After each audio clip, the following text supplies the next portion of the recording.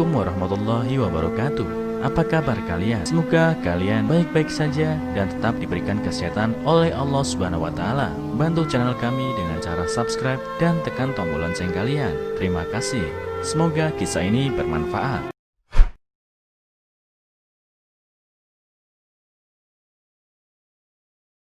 Suatu hari aku pulang kerja lebih awal dan melihat ibu mertua sedang makan di rumah. Setelah mengetahui yang ibu makan, aku pun menangis. Ibu mertua memberi kabar bahwa dia ingin pergi ke kota mengunjungi kami. Dia berencana akan datang beberapa hari lagi. Aku dan suami sangat senang mendengar kabar ini. Kami segera membersihkan kamar yang kosong dan mempersiapkan diri untuk menjemputnya nanti. Ibu mertuaku adalah wanita yang lembut. Ayah mertuaku meninggal saat anak-anaknya masih kecil. Jadi, ibu mertua membesarkan anak-anaknya sendirian. Dulu, kondisi ekonominya sangat sulit, namun dia tetap semangat. Sekarang, kondisi ekonomi keluarga sudah cukup baik. Dia masih bekerja di desa, namun hanya bekerja untuk menyambung hidupnya sendiri saja. Sementara anak-anaknya semua sudah mapan. Sebetulnya beberapa kali kami mengajaknya untuk tinggal di kota dengan kami. Selain kondisi sarana dan prasarana di sini lebih baik, kami juga bisa sekalian merawatnya. Namun ibu mertua selalu menolak dan mengatakan bahwa dia sudah terbiasa hidup di desa, bahwa tinggal di pedesaan lebih nyaman, tidak ramai seperti kota, juga ada kerabat dan tetangga. Kami tidak berdebat lebih lanjut, jadi yang bisa kami lakukan adalah sering mengunjunginya sambil membawa anak-anak bermain, dan juga membawa beberapa barang serta uang untuknya. Ibu mertuaku adalah wanita yang baik dan memperlakukanku seperti anak kandungnya.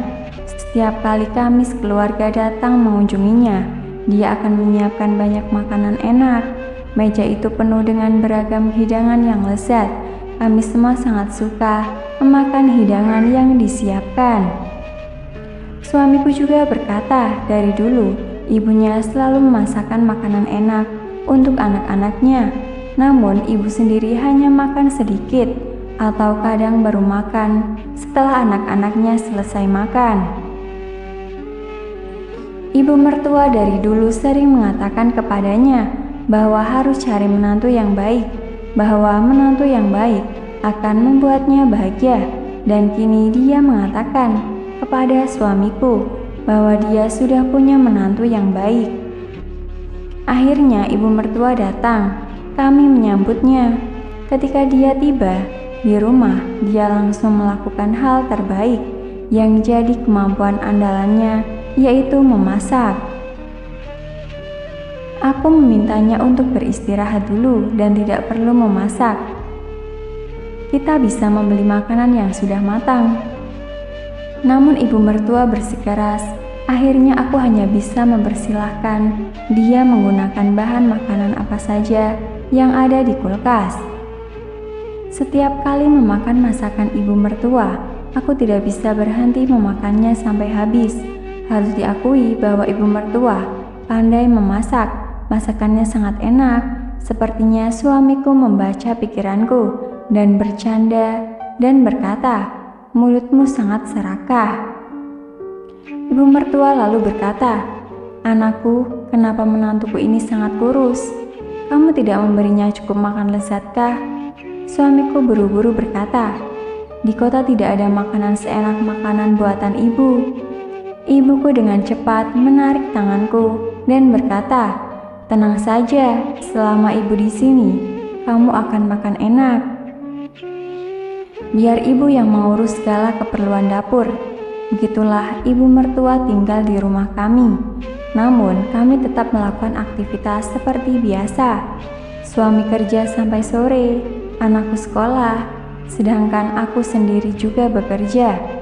Saat itu ibu mertua akan menghabiskan waktunya sendirian di rumah, tapi dia tidak keberatan. Sebetulnya kami semua tidak ingin meninggalkan sendirian di rumahnya, tapi apa daya, kami semua punya kesibukan. Ibu mertua tetap dengan hobinya sendiri, yakni memasak di rumah. Saat pagi, sudah ada sarapan yang dia masak, saat malam juga. Ketika kami sekeluarga berkumpul, sudah ada makanan di atas meja. Ibu mertua justru merasa senang karena bisa merawat keluarganya. Kami sedikit malu. Ini bukan kami merawat ibu mertua, tapi justru ibu mertua yang malah merawat kami. Namun, ada satu hal yang membuat aku dan suami heran. Ibu mertua makan sangat sedikit dan seringkali tidak ikut makan bersama kami. Dia akan berkata bahwa dia tidak lapar. Suatu hari, aku agak sedikit flu, meski tidak serius, namun aku meminta izin untuk pulang kerja lebih awal. Akhirnya, bos mengizinkan dan aku bergegas untuk pulang cepat. Saat tiba di rumah, ibu sedang duduk di meja sendirian. Melihat aku pulang, ibu mertua segera bergegas ke dapur untuk menyiapkan makanan. Jadi aku berkata, "Bu, di meja sudah ada makanan. Ibu mau menyiapkan apa lagi?" "Sudah, tidak perlu repot-repot." Dengan malu-malu, dia berkata, "Biar ibu buatkan nasi baru untukmu." Aku nggak lupa sedikit, tapi sekilas. Sebagian makanan di meja ini sepertinya makanan kemarin. Aku mulai menyuapkan sedikit sayur ke mulut dan rasanya sedikit asam. Benar, ini sayur kemarin. "Bu, ini sayur kemarin. Kenapa masih ada di atas meja?" Ibu mertua seolah merasa bersalah. Dia berkata, "Anakku, ibu pikir sayang sekali sayur-sayur ini." Dengan cepat aku memotong, "Bu, jadi ketika kami tidak ada di rumah, ibu makan sisa makanan seperti ini?" Ibu mertuanya mengangguk sambil berkata, "Oh, tapi tidak apa kok, masih bisa dimakan. Ibu sudah terbiasa makan begini." "Maksud ibu, dari dulu ibu sering makan makanan sisa?" tanyaku. "Ya, rasanya sayang kalau dibuang, kan masih bisa dimakan. Lagi pula uang ibu juga tidak banyak, harus bisa hidup irit," jawab ibu mertua. "Bu, aku tahu ibu terbiasa hidup irit, tapi tidak perlu sampai seperti ini juga. Lagi pula sekarang ekonomi keluarga kita sudah jauh lebih baik," kataku. Aku langsung membuang semua sayur lama itu ke tempat sampah. Ibu mertua berkata, "Ibu hanya ingin menabung supaya suatu saat ibu masih bisa membelikan sesuatu untuk anak cucu ibu. Ibu ingin membelikan mainan untuk cucu ibu. Sekarang ibu hidup di rumah kalian.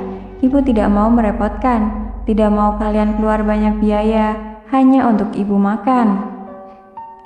Mendengarnya aku pun menangis. "Bu, apa makanan yang paling ibu suka?" "Ibu sangat suka sup ayam," kata ibu. Aku langsung menelpon suami. Malam itu kami semua makan di luar, di sebuah restoran mewah, menyajikan makanan yang paling disukai ibu mertua, sup ayam yang paling enak di kota. Kasih ibu sepanjang masa, sekalipun anak-anak mereka jauh, mereka selalu ada di hatinya. Maka selalulah ingat untuk mengunjungi mereka selagi bisa. Ada banyak orang tua yang hidup irit dengan menyimpan sisa makanan secara teratur di lemari es. Hidup irit itu bagus, tapi kesehatan jauh lebih penting.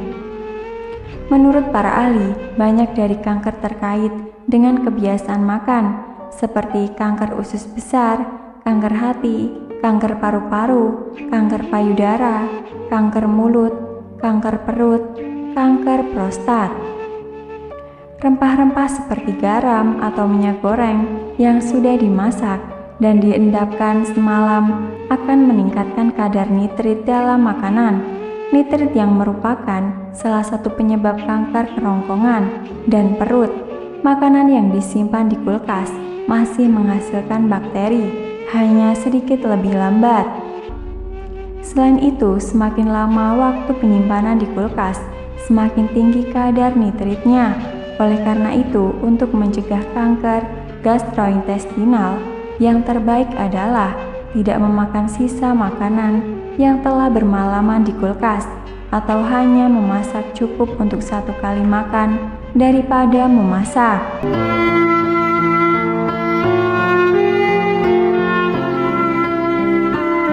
Assalamualaikum warahmatullahi wabarakatuh. Apa kabar kalian? Semoga kalian baik-baik saja dan tetap diberikan kesehatan oleh Allah Subhanahu wa taala. Bantu channel kami dengan cara subscribe dan tekan tombol lonceng kalian. Terima kasih.